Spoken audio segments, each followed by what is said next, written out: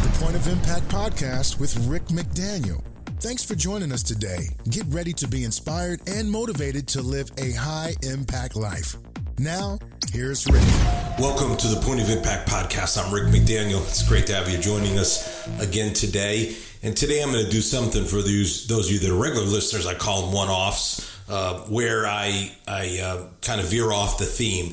If you look back over this podcast, you'll see that I like to work on themes, try to dig in depth, whether it's success or stress, mental health, could be any number of things happiness that I've covered over these episodes. And then I like to do these one-off episodes, just on a single subject that's of interest to me. And I've got a few of those actually, bouncing around in my head, but we're almost done with the Life's Too Short. And I was going to simply finish the last episode of Life's Too Short and then do this. But the timing of what I want to talk about today is necessitating, I think, that I tackle it here today. And that has to do with the 3-year marking. I don't even want to really call it an anniversary, but the 3 years of the pandemic. And I just think it's such an important subject to talk about. I have done, this is true, you can go back and look, I have done 12 episodes that in some way, shape, or form have to do with the pandemic, all the way back to episode 47, 20 things to do when you're home for the coronavirus outbreak. No joke, 15 feel-good facts to brighten your day during the coronavirus outbreak. And then just went on from there. 15 great things that'll never be canceled. These were all episodes 47 or 46, 47, 48. I did quite a few 20 reasons not to panic during the pandemic, and episode 55, 20 mantras to help you get through the pandemic.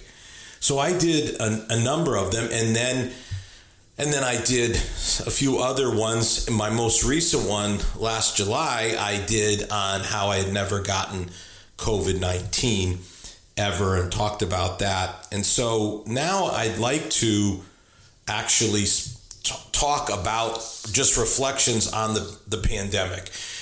I think it was March 11th that it was officially maybe recognized by the World Health Organization. It was March 15th when the lockdown officially began here in America.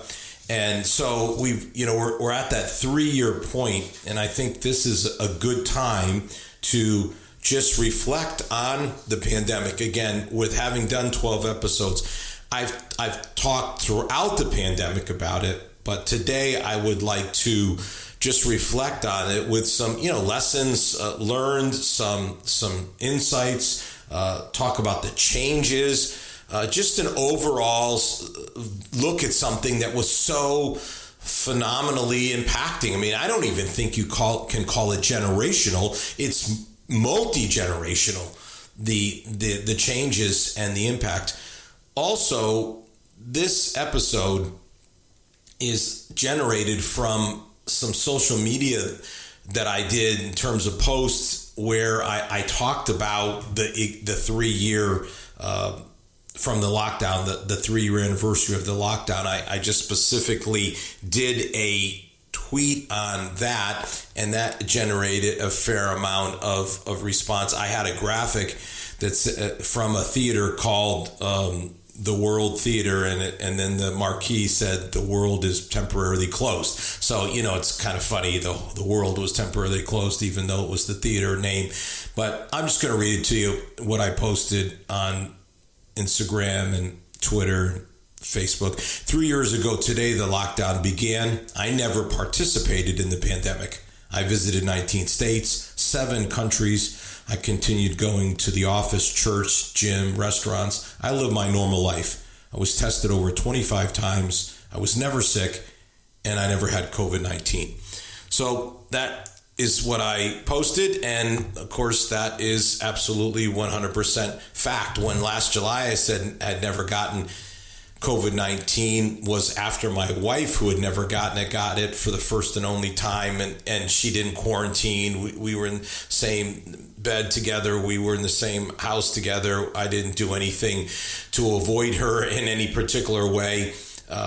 But here we are 3 years later. I've never had COVID-19. And again, for those who say, well, that you probably had it and didn't know it, I've never been sick in 3 years, not one time. And because of my travel and some of my media commitments that where they tested before you went on screen and all that stuff and studio, whatever, I was tested over 25 times. So not blowing smoke. Those are the facts. What is also the fact is I never participated in the pandemic, meaning I just never acted differently or acted like that, the world was somehow incredibly changed. Now, let me just say a couple of things right from the start. I understand the world has changed. Almost 1 million people died in America, 6.8, almost 7 million people died in the world. And I am not oblivious to that fact, or am I in some way not compassionate to people losing their lives, and especially people whose parents or grandparents were in nursing homes and they had to sit outside of a window and not get to be with their loved one when they passed. That is awful. That is terrible. I would hate that if that happened to me or anyone I loved. So please don't think that I don't understand that and appreciate that, because I absolutely, positively do. What I am trying to communicate today is that when I say I didn't participate in the pandemic, is really just to say that I did not see the pandemic as something that altered my life in such an incredible way. And here's really what I mean. Shortly into the pandemic, a friend of mine said, you need to watch a movie called Contagion. Never heard of the movie, but he's like, you really got to watch this movie. So I watched it, and I would encourage you to watch it, by the way, because it is a movie that tells the story of what I would call a true or real pandemic. And again, I want to be careful. I'm not trying to insult anyone, hurt anyone's feelings, or try to split hairs with the scientific community over the definition of pandemic. I simply mean this. In Contagion, you have a pandemic in which tens of millions of people are dying. There are mass graves that are being dug. And when they finally develop a vaccine, they have to have a lottery, because every single person wants to save their life. And we know that none of those things are what happened in what took place with the COVID-19 pandemic, small p pandemic. There were never mass graves, certainly not in America. There were not tens of millions of people who died. Again, every life is precious. I'm only trying to talk in terms of scale. That's all. I mean, it's important to compare, and you do need to compare. There's a difference between 10 million and 1 million. Those are both incredibly high numbers, but there is a big difference between those, and it isn't just a decimal point. It's 9 million other lives, mass graves, and maybe most importantly, this whole debate about whether or not to get the vaccine. In a real pandemic, there would never be a debate, because everyone would want it, because without it, you're dying. So when I say I didn't participate, this is really what I'm referring to, that I did not see the pandemic of COVID-19 as something that should incredibly alter my life, and I didn't allow it to incredibly alter my life. I just refused to do that. I just did not think that was necessary. And I would say 3 years later, I am so happy, thrilled that I chose that course, that I chose that mentality, that mindset, because it has served me marvelously well. It allowed me to experience things, to go on and not be like some people, just absolutely stuck in just mind-boggling ways. I mean, I know there are people that literally for 2 years basically did not leave their home. They were doing everything online. They never went to a restaurant. They never went to church. They never went to a ball game. They never did any of these things. That's just incredible to me. Just briefly, I don't want to make this all about me, but it is about my experience and my perspectives. But as you know, there was an initial lockdown, and obviously I had to follow that. But when I say I had to follow it, let me just be clear, not fully follow it. I continued to go to my office. It never stopped me. It's not like the whole staff were all remote. I never did that. And really, my gym never officially closed. Probably shouldn't tell what gym I go to. They never officially closed. They never advertised that they were open. I found out that they were open. And so I just, it took me probably about a month before I found that out. We had a workout room at the church where I led the church that I led. We had in our building, we had a workout room. So I was able to use that workout room during that time. But once I found out, went back to the gym, and I was continuing to go to restaurants. Our church closed for 3 months because that was required. But as soon as that was lifted here in Virginia, then we immediately started having services. I wrote a big article about it for Fox News, and I know many churches that stayed closed for a year or more. We never did that. Within months, I had a trip planned to Yellowstone and to Grand Teton National Parks. I kept that trip. I didn't cancel the trip. We weren't able to stay at the lodge inside the park at Grand Teton.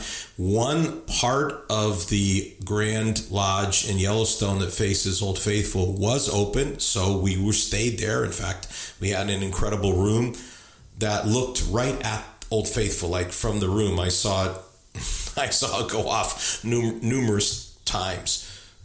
We just continued on with our life. That Christmas, our entire family got together at my son's home in Kansas, just kept right on rolling along.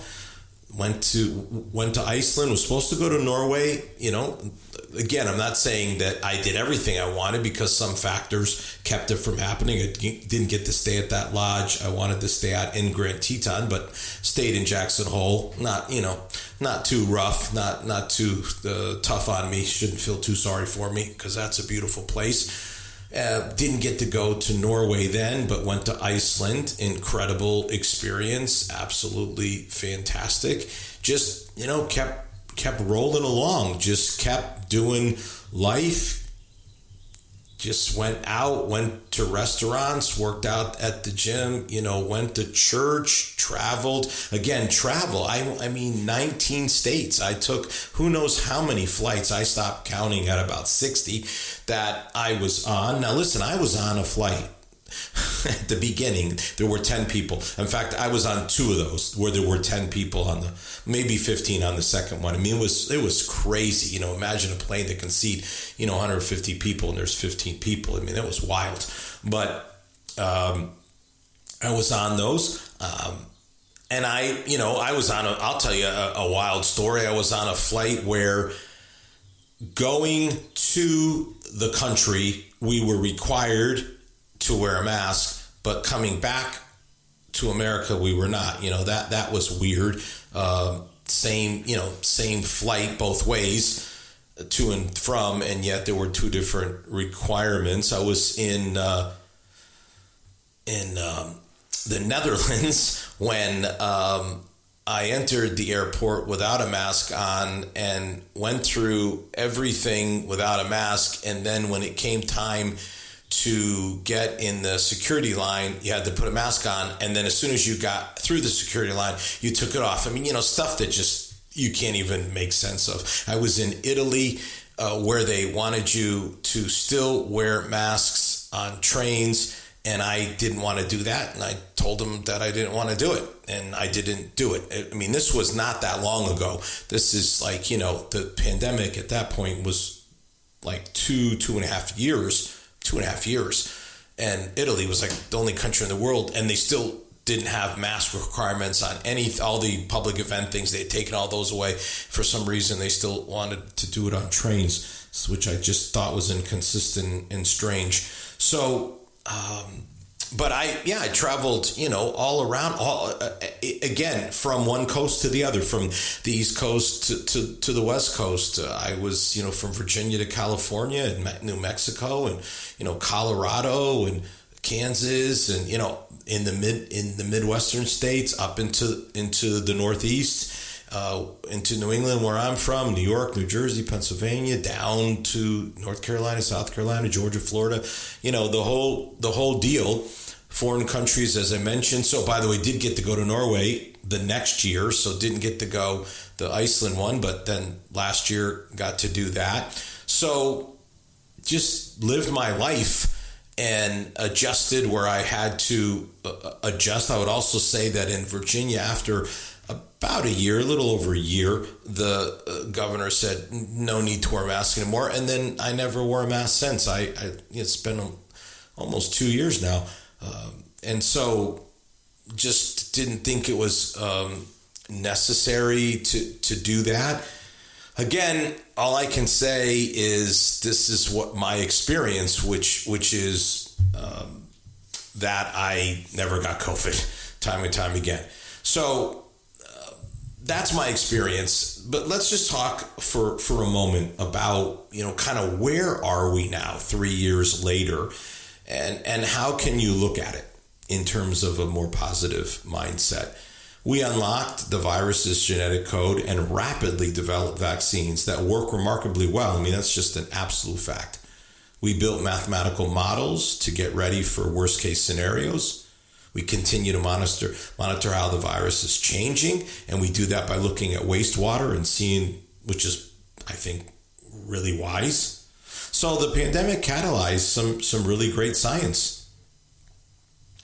The achievements add up to a new normal where COVID-19, just simply does not need to be at the forefront of people's minds. It's now just another virus. Now, having said that, I understand, and let's pause here. Let's just pause here and say, because this is really important, which is for people over 65, that's a whole different story. Then you do have to be, but again, you have to, if you're older, you have to be careful about the flu too, or any kind of influenza or virus. So that's important to understand. But younger people, this was never something. I did a whole thing on children, and that more kids have died from the flu than died from COVID. I mean, it's just a fact. And so this is not something that really impacted younger people. Now, of course, you always hear people talk about comorbidities, and you got to dig a little deeper. What are the comorbidities? And when you really dig into it, you know that there just aren't a lot of people that have several of the comorbidities. That's just not a high percentage, and yet, I've read that some say as much as 40% of comorbidity. So what's really going on here? We know there's not 40% of people that have diabetes, for instance. Really what we're talking about is weight. We're talking about being overweight or obese. That's really what it comes down to. This national sin of America, of gluttony, that has caused us to just be just crazy overweight as a country.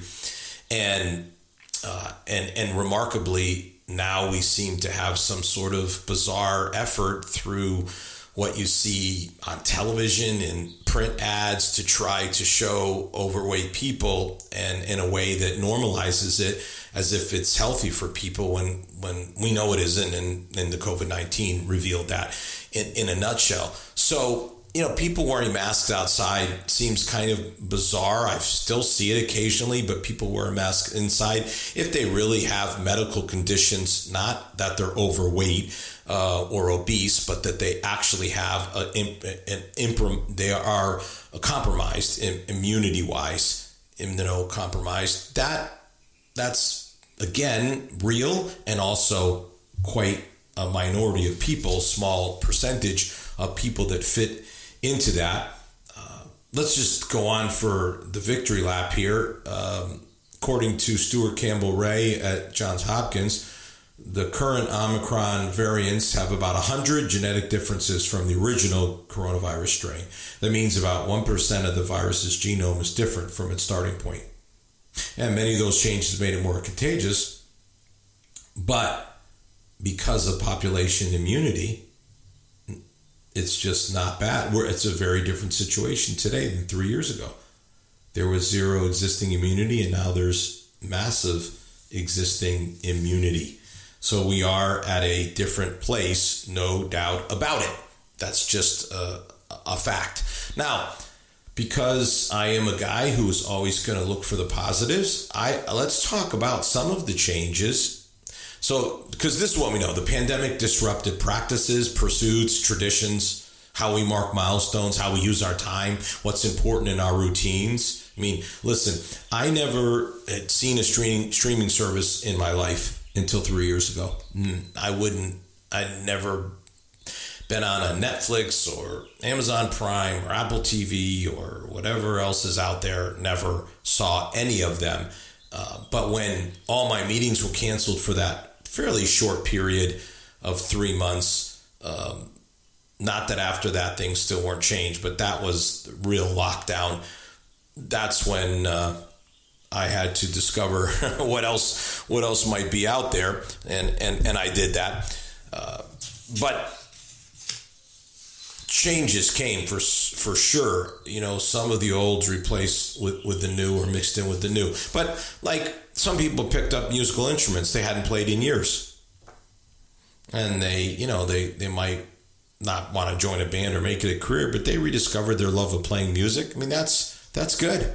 And now maybe they can use those skills in places like churches where their music can be a blessing to other people. People started exercising again, or maybe for the first time. By the way, the first time could apply to musical instruments too. I mean, you couldn't go to get lessons necessarily, but I guess online stuff. But folks who hadn't worked out, again, because they're afraid of the gym. I'm not. I wore a mask one time at a gym in Maryland, and it was one of the most miserable things I've ever done. The sweat, it was terrible. But I've been working out for almost 3 years, and didn't mind it a bit. Didn't affect me except keep me healthy and strong. That was great. But people who picked up things like running or biking, some hadn't been on a bike since childhood, and that's good. I mean, getting a bike ride or run in, and again, if that can help you physically, it's marvelous. People obviously started shopping in new ways, curbside pickup, grocery delivery, online ordering, all that sort of stuff has happened. And, if you can make it work for you, I think that I think it's crazy what some people pay for like food delivery and things like that. I'm not talking about groceries now. I'm talking about meals. I think I'm a guy, who probably has the resources to do those sorts of things. I don't do that. I mean, the delivery charge on top of the tip. I mean, it's an obscene amount of money. You do that enough, and you're wasting like hundreds of dollars. Easily could be wasting hundreds of dollars a month. But other things where maybe the delivery is a part of your membership that you have or something like that, that's a different story. People found the love of the outdoors, getting out in nature. My wife and I always been doing this, hiking, doing these things anyway, but man, we were out and about, discovered a lot of state parks that we hadn't even known about. And again, over the course of the pandemic, went to a number of national parks, including, as I said, Yellowstone and Grand Teton, which were just absolutely awesome experiences that I wouldn't trade for anything. So good, good stuff there. But there's a lot of places you can go. Zoom calls, sure, ubiquitous, right? I mean, oh my goodness. But not just for work, but, family visits and catching up with old friends. And I mean, I did a wedding that was streamed, maybe more than one, webinars on all kinds of subjects. So this is good stuff. I mean, there's again, in any situation, you can still find good, even in what seems like bad. And for those who were like me that just said, I'm just going to not participate in the pandemic, I'm just going to roll along with my life, then obviously for them, that's great because they didn't have to miss out. I mean, really, like when I went to Canada, and Canada is one of the most insane countries in the world when it came to what was required, and it cost me. It cost me money because of having to get tests, and the tests were not easy to get, and so to get them and make them easy was more expensive. But hey, I still went, and man, I had a great time and enjoyed myself immensely. Went there for Christmas, not last year, but the year before. Quebec City, which is an incredible place, just like stepping into Europe and Canada, and just had a great time. Had an absolutely great time. And in fact, many of these trips that I took were just absolutely highlight trips. The trip to Norway, Iceland, Italy, Amalfi Coast. I've been to Italy before, but never the Amalfi Coast. It was fantastic. I'm so glad, people, again, you hear people, they put off, and now they're on their vacation revenge or whatever. No vacation revenge for me, because I just kept rolling along the whole time. And the only thing, again, I got stopped in Norway 1 year and just got there the next year. I mean, that's just basically, other than that, just went on my way and did my thing. Now, that doesn't mean all changes, I talked about the good ones. Some people, frankly, let their grooming and dress kind of lag, and I don't know if they've decided they're going to keep going that way. I don't know that that's the best in terms of their appearance, and I've read some wild articles about some women claiming they're not going to dye their hair, put makeup on, and it's freed them, and it's some kind of, some sort of statement. But others have become less social and connected. That is not healthy at all. They, especially the introverts who are like, oh, this is great, I'll just stay inside, and everyone else is. But there's nothing wrong with being an introvert at all, by the way, but we all need social connection. It's enormously important. We're social beings, and to eschew that is not healthy for you. And then, just area that I care a lot about is people not returning to church. We've got March Madness going on right now, and people are gathering together. And you remember they canceled March Madness, but now people are back, and the arenas are full of people because people want to see it in person. What's the difference between that and church? So for a time you did your online church, but now why not go back? And yet most churches, people are still, some are holding off and going back, and that just doesn't seem like a winning strategy to me. I understand. I've read all the articles. I know all the things people are going to say about why that is and how that's happened. But at the end of the day, when we're done with all that, I would just encourage you to go back to church, into the building, just like you're doing other things. And 3 years into this, there's things that change for the better, and there's some things that change for the worse. At the end of the day, hopefully you can take the good and leave the bad.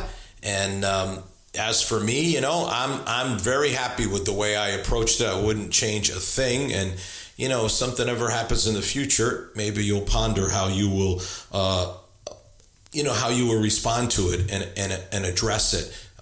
It's so important to not give in to the fear and just let, groupthink sort of take you away. You got to think for yourself and decide what's best for you. You got to look at your own situation. Obviously, what your health is like, and all those things have got to be taken into consideration.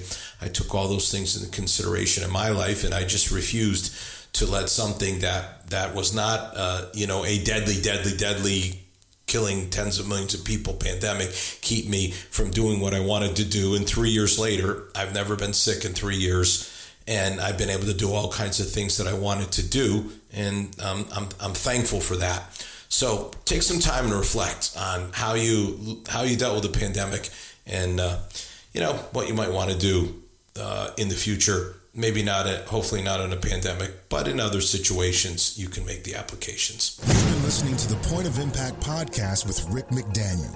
Thanks for tuning in, and we look forward to you joining us for our next episode.